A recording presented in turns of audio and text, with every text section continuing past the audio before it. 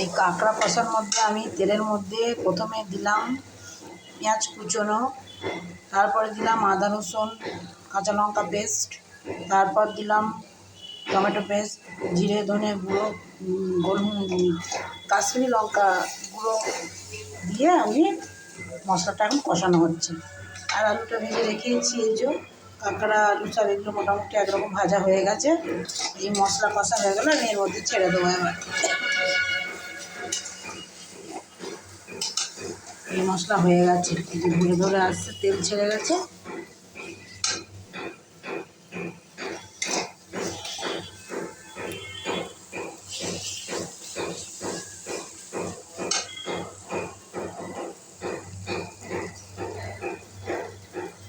এই কাঁকড়া ছেড়ে দিলাম।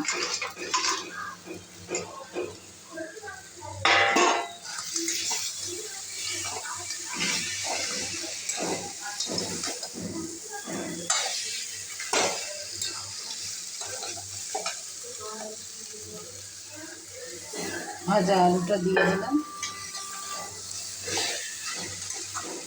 এক ফোঁটা মশলা ধোয়া জল দিব, মশলা ধোয়ার জলটা দিয়ে দিলাম।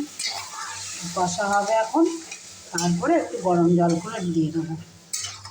নামানোর সময় একটু গরম মশলা দিয়ে কষা কষা নামাবো।